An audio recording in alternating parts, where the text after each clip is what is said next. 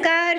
भानुमति के पिटारे में से आज मैं अर्चना झा आप सभी के लिए लेकर आई हूँ कक्षा 10 हिंदी कोर्स बी स्पर्श पुस्तक के पाठ 4 पर्वत प्रदेश में पावस कविता। मैं कविता वाचन करूँगी, उसका भावार्थ बताऊँगी, प्रश्नोत्तर करवाऊँगी, लेकिन उससे पहले कवि परिचय संक्षिप्त रूप से जान लेते हैं। सुमित्रानंदन पंत का जन्म 20 मई 1900 ईस्वी को कौसानी, जो अल्मोड़ा में स्थित है, उत्तराखंड में हुआ था। इन्हें प्रकृति के सुकुमार कवि के नाम से भी जाना जाता है। पंत जी 7 साल की उम्र में ही स्कूल में काव्य पाठ के लिए पुरस्कृत हुए थे। वर्ष 1915 में स्थायी रूप से साहित्य सृजन शुरू किया और छायावाद के प्रमुख 4 स्तंभों में से एक स्तंभ के रूप में जाने जाते हैं। इनकी आरंभिक कविताओं में प्रकृति प्रेम और रहस्यवाद झलकता है और इनकी बाद की कविताओं में अरविंद दर्शन का प्रभाव स्पष्ट नजर आता है। वर्ष 1961 में भारत सरकार द्वारा इन्हें पद्म भूषण सम्मान से सम्मानित भी किया गया था। पंत जी की हिंदी के प्रथम ज्ञानपीठ पुरस्कार विजेता थे। 28 दिसंबर 1977 को इनका निधन हो गया। इनकी रचनाएं हैं कला और बूढ़ा चांद, जो कविता संग्रह के रूप में है, जिसके लिए इन्हें साहित्य अकादमी पुरस्कार से सम्मानित किया गया। चिदंबरा संग्रह ज्ञानपीठ पुरस्कार से सम्मानित है। वीणा, पल्लव, युगवाणी, ग्राम्या, स्वर्ण किरण तथा लोकायतन ये इनकी प्रमुख पुस्तकें हैं। अब पाठ परिचय संक्षिप्त रूप से जान लेते हैं। प्रस्तुत कविता के माध्यम से कवि पर्वतीय प्रदेश के प्राकृतिक सौंदर्य की अनुभूति कराना चाहता है।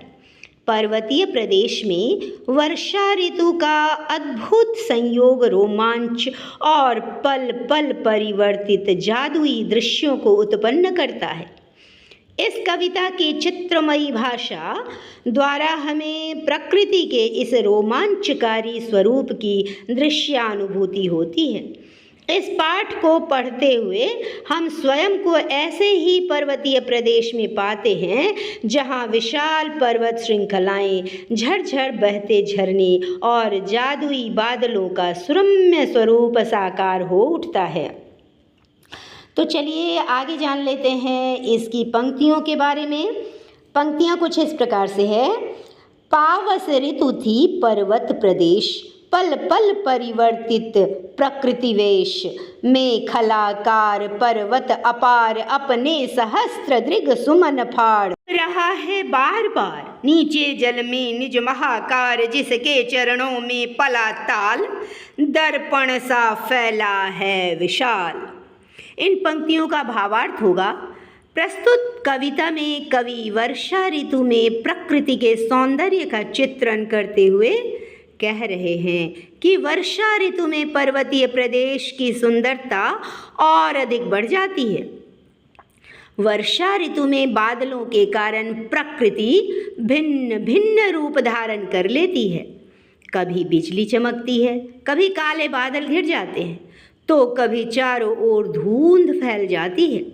वर्षा ऋतु में गोलाकार विशाल पर्वत और हजारों रंग बिरंगे फूल खिल जाते हैं और ऐसा प्रतीत होता है जैसे पर्वत फूल रूपी अपने हजारों नेत्रों से नीचे आईने के समान बहते निर्मल जल वाले तालाब में अपने विशाल आकार को देख रहे हों। इन पंक्तियों की विशेषताएं हैं। मानवीकरण अलंकार का प्रयोग किया गया है। दृग सुमन में रूपक अलंकार है। दर्पण सा में उपमा अलंकार का प्रयोग है। पल पल में पुनरुक्ति प्रकाश अलंकार का प्रयोग है।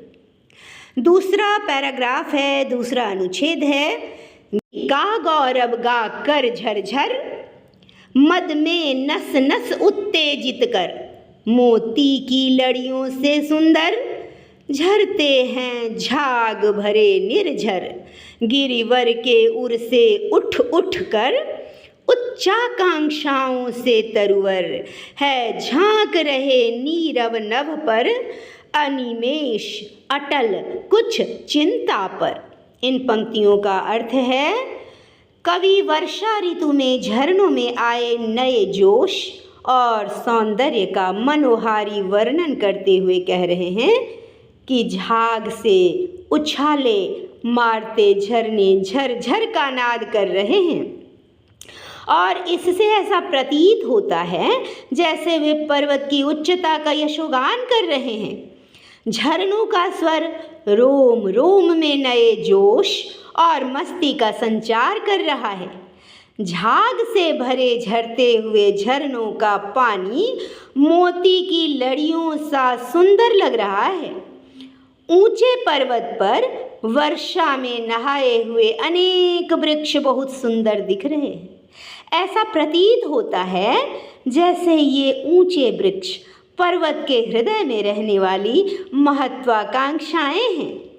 जिस प्रकार व्यक्ति चिंता में डूबने पर सूनी आँखों से आकाश की ओर देखता है, उसी प्रकार ये वृक्ष एकटक मौन होकर आकाश की ओर देख रहे हैं, अर्थात वे भी किसी चिंता में डूबे हुए हैं। इनकी विशेषताएं हैं इन पंक्तियों की, मानवीकरण अलंकार का प्रयोग किया गया है। मोतियों से सुंदर, उच्चाकांक्षाओं से तरवर में उपमा अलंकार का प्रयोग है। अब आते हैं अनुच्छेद 3 में। उड़ गया अचानक लोभ उधर, फड़का अपार पारद के पर, रव शेष रह गए हैं निर्झर, है टूट पड़ा भू पर अंबर। इन पंक्तियों का अर्थ है, कवि बादलों के छाने पर प्रकृति में आए पूर्ण परिवर्तन का वर्णन करते हुए कहते हैं कि अचानक बादलों से धुंध फैला दी है और दृश्यता एकदम कम हो गई है। इसी कारण जो पर्वत कुछ समय पहले तक दिख रहा था वह एकदम न जाने कहाँ उड़ गया, अर्थात दिखाई देना बंद हो गया। एकदम पारे के समान श्वेत बादल रूपी पंखों के फड़फड़ाते से धुंध छा गई और दिखाई देना बंद हो गया। केवल झरने की आवाज़ ही सुनाई दे रही है। ऐसा लगता है कि नीला आकाश टूटकर धरती पर गिर गया हो। यहाँ मानवीकरण अलंकार का प्रयोग किया गया है और वारिद के ऊपर में रूपक अलंकार का प्रयोग है। चौथे अनुच्छेद में आते हैं और हम देखते हैं, धस गए धरा में समय साल, उठ रहा धुआं जल गया ताल, यों जलद यान में विचर विचर या, था इंद्रजाल खेलता इंद्रजाल। अब इन पंक्तियों का अर्थ होगा, चारों ओर काले बादलों की धुंध सी छा गई, जिस कारण ऊंचे सीधे तने खड़े हुए वृक्ष डरकर धरती में समा गए, अर्थात कहीं दिखाई नहीं दे रहे। वह बड़ा तालाब भी अब दिखाई नहीं दे रहा है। ऐसा लग रहा है जैसे तालाब जल रहा हो और उसमें से धुआं निकल रहा हो। यह सब देखकर ऐसा लगता है जैसे वर्षा के देवता इंद्र अपने बादल रूपी विमान पर सवार होकर निकले हैं और अनेक प्रकार के जादूगरी के खेल खेल रहे हैं। इन पंक्तियों की विशेषता है, यहाँ मानवीकरण अलंकार का प्रयोग किया गया है। इस पाठ को एक सार करते हुए पाठ का सार कुछ इस प्रकार प्रस्तुत मैं कर रही हूँ। पर्वत प्रदेश में पावस प्रकृति के कवि सुमित्रानंदन पंत द्वारा लिखित कविता है। कवि ने पर्वतीय प्रदेश का मानवीकरण करते हुए प्रकृति के मनोरम सौंदर्य तथा वर्षा ऋतु में क्षण क्षण होने वाले परिवर्तनों और अलौकिक दृश्यों का बड़ा ही सजीव और सूक्ष्म चित्रण किया है। कवि यहाँ कहना चाहते हैं कि विशाल काय पर्वत मानो अपने ही विशाल रूप को अपने चरणों में स्थित बड़े बड़े तालाबों में अपने हजारों सुमन रूपी नेत्रों से निहारते हुए अचंभित हो रहा है। बहते हुए झरने दर्शकों एवं पाठकों की नस नस में उमंग और उल्लास का संचार कर रहा है। ये झरने ऐसे प्रतीत हो रहे हैं जैसे पर्वतों ने मोतियों सरीखी लड़ियां पहन रखी है। पहाड़ों के सीनों को फाड़कर उच्च आकांक्षाओं से युक्त पेड़ मानो अपलक और शांत आकाश को निहार रहे हों। फिर अचानक ही पर्वत मानो बादल रूपी यान में परों को फरफराते हुए उड़ गए हों, जैसे कि इंद्र ही अपना इंद्रजाल फैला रहे हों। कभी कभी तो ऐसा भी मालूम होता है मानो पृथ्वी पर आसमान टूट पड़ा हो तथा भय से विशाल शाल के पेड़ जमीन में धंस गए हों। तालाबों से उठती भाप ऐसी जान पड़ती है मानो उनमें आग लग गई हो और धुआं उठ रहा हो। इस तरह से कविता को कवि ने मानवीय मूल्यों के आरोपण के साथ तथा सुंदर कल्पनाओं को चित्रात्मक भाषा में प्रस्तुत किया है। इस प्रकार हमने इस पाठ के भावार्थ को जाना और आगे बढ़ते हुए हम पाठ्य पुस्तक के प्रश्नोत्तर करेंगे। प्रश्न क है, निम्नलिखित प्रश्नों के उत्तर दीजिए। प्रश्न 1, पावस ऋतु में प्रकृति में कौन कौन से परिवर्तन आते हैं, कविता के आधार पर स्पष्ट कीजिए। अथवा पर्वत प्रदेश में पावस कविता के आधार पर लिखिए कि पर्वतीय क्षेत्रों में पावस ऋतु में क्या क्या परिवर्तन होते हैं और इन दोनों ही प्रश्नों का एक ही उत्तर होगा। उत्तर है, पावस ऋतु में प्रकृति में पल पल बहुत से मनोहारी परिवर्तन आते हैं, जैसे पर्वत, ताल, झरने आदि की मनुष्यों की ही भांति भावनाओं से ओत प्रोत दिखाई देते हैं। विशालकाय पर्वत ताल के जल में अपना महाकार देखकर हैरान सा दिखाई देता है। पर्वतों से बहते हुए झरने मोतियों की लड़ियों से प्रतीत होते हैं। बादलों की ओट में छिपे पर्वत को देखकर ऐसा लगता है कि मानो वह पंख लगाकर कहीं उड़ गया हो तथा तालाबों में से उठता हुआ वाष्प धुएं की भांति प्रतीत होता है। प्रश्न 2 है, मेखलाकार शब्द का क्या अर्थ है, कवि ने इस शब्द का प्रयोग यहाँ क्यों किया है। अथवा पर्वत प्रदेश में पावस कविता में पर्वतों की मेखलाकार पर्वत अपार कहने का कवि का क्या अभिप्राय है, स्पष्ट कीजिए। इन दोनों ही प्रश्नों का एक ही उत्तर होगा। मेखलाकार शब्द का अर्थ है करघनी के आकार के पहाड़ की ढाल, अर्थात जिसने चारों ओर से घेरा बनाया हुआ हो। कवि ने इस शब्द का प्रयोग यहाँ इसलिए किया है क्योंकि ये पर्वत संपूर्ण पर्वत प्रदेश में चारों ओर से करघनी के समान गोलाकार घेरा बनाकर खड़े प्रतीत होते हैं। प्रश्न 3 है, सहस्त्र दृग सुमन से क्या तात्पर्य है, कवि ने इस पद का प्रयोग किसके लिए किया है। उत्तर होगा, पर्वत अपने चरणों में स्थित तालाब में अपने हजारों सुमन रूपी नेत्रों से अपने ही प्रतिबिंब को निहारते हुए प्रतीत होता है। पर्वत पर खिले सहस्त्र फूलों का पर्वतों के नेत्र के रूप में मानवीकरण किया गया है। इस तरह से स्पष्ट हो जाता है कि कवि ने इस पद का प्रयोग पर्वत का मानवीकरण करने के लिए ही किया होगा। प्रश्न 4 है, कवि ने तालाब की समानता किसके साथ दिखाई है और क्यों। उत्तर होगा, पर्वत प्रदेश में पावस कविता में तालाब की समानता दर्पण से दिखाई गई है, क्योंकि तालाब में व्यक्ति दर्पण की भांति अपना प्रतिबिंब देख सकता है। तालाब का जल निर्मल व स्वच्छ है। तालाब में दर्पण की भांति महाकार पर्वत अपना प्रतिबिंब निहार रहा है। प्रश्न 5 है, पर्वत के हृदय से उठकर ऊंचे ऊंचे वृक्ष आकाश की ओर क्यों देख रहे हैं और वे किस बात को प्रतिबिंबित करते हैं। उत्तर होगा, पर्वत खड़े ऊंचे ऊंचे वृक्ष पर्वत की ऊंची अभिलाषाओं के प्रतीक हैं। पर्वत अपनी इन्हीं ऊंची आकांक्षाओं से आकाश को छूना चाहता है। ये ऊंचे ऊंचे वृक्ष आकाश को छूने की अभिलाषा में ही आकाश की ओर देख रहे हैं, किंतु पावस ऋतु में आकाश बादलों से घिरा है अतः वे अपने लक्ष्य को सामने न पाकर थोड़ा चिंतित भी दिखाई दे रहे हैं। उनका इस प्रकार चिंतित होते हुए भी अपलक आकाश को निहारना इस बात को प्रतिबिंबित करता है कि जब जब मनुष्य के जीवन में लक्ष्य के मार्ग में कठिनाइयाँ या बाधाएं आती है, तब तब चिंता तो स्वाभाविक है, किंतु इन प्रतिकूल परिस्थितियों में उस लक्ष्य को अपलक निहारना नहीं छोड़ना चाहिए, अर्थात उसे पाने के प्रयास नहीं छोड़ने चाहिए। प्रश्न 6 है, शाल के वृक्ष भयभीत होकर धरती में क्यों धंस गए?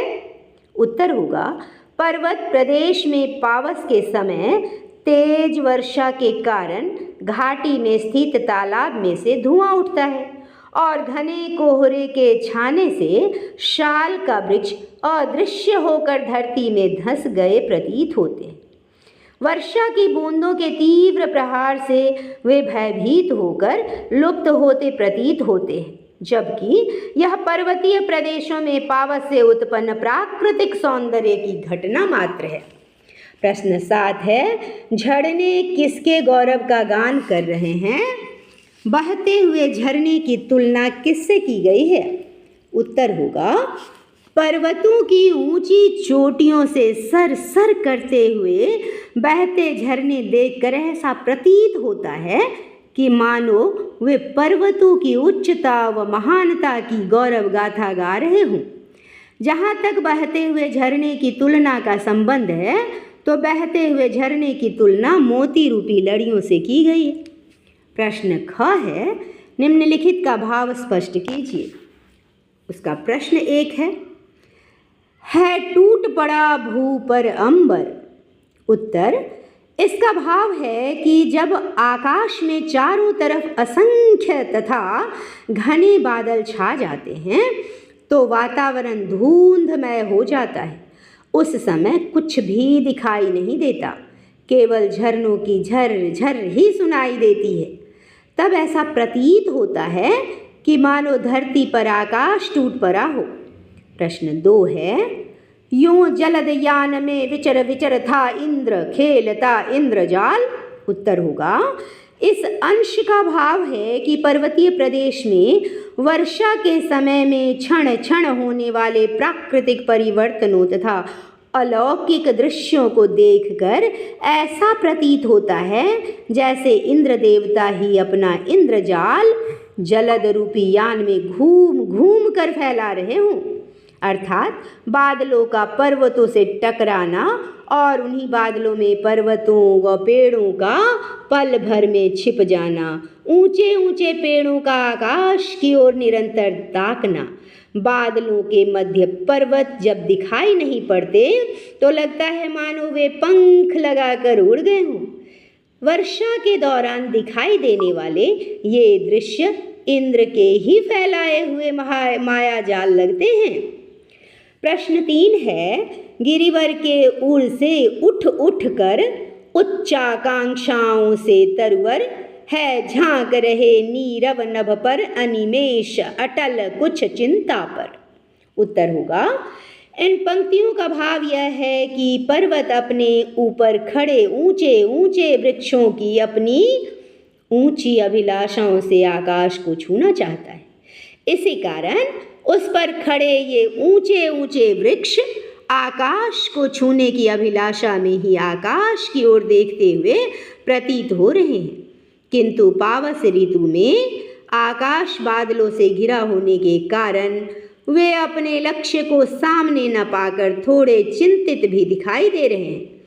उनका इस प्रकार चिंतित होते हुए भी अपलक आकाश को निहारना यह प्रकट करता है कि जब जब मनुष्य के जीवन में लक्ष्य के मार्ग में कठिनाइयाँ या बाधाएं आती है, तब तब चिंता तो स्वाभाविक है, किंतु इन प्रतिकूल परिस्थितियों में उसे उस लक्ष्य को अपलक निहारना नहीं छोड़ना चाहिए, अर्थात उसे पाने के प्रयास नहीं छोड़ना चाहिए। कविता का सौंदर्य। प्रश्न 1 है, इस कविता में मानवीकरण अलंकार का प्रयोग किस प्रकार किया गया है, स्पष्ट कीजिए। ये तो छात्र स्वयं ही करे तो अधिक बेहतर होगा। प्रश्न 2 में आते हैं, आपकी दृष्टि में इस कविता का सौंदर्य इनमें से किस पर निर्भर है? अनेक शब्दों की आवृत्ति पर, शब्दों की चित्रमयी भाषा पर, कविता की संगीतात्मकता पर? तो उत्तर होगा, इस कविता का सौंदर्य निम्न बातों पर निर्भर करता है। कविता में अनेक शब्दों की आवृत्ति होने के कारण पुनरुक्ति प्रकाश अलंकार की छटा है जो कविता में नाद, सौंदर्य, गति व उमंग पैदा करता है। कविता की भाषा चित्रात्मक है, यथा मोती की लड़ियों से सुंदर झरते हैं झाग भरे निर्झर, पढ़ते ही आँखों के समक्ष झरनों का सजीव चित्र प्रकट हो जाता है। कविता में लय, तुक आदि होने के कारण संगीतात्मकता का पुष्टि है। प्रश्न 3 है, कवि ने चित्रात्मक शैली का प्रयोग करते हुए पावस ऋतु का सजीव चित्र अंकित किया है। ऐसे स्थलों को छांट कर लिखिए।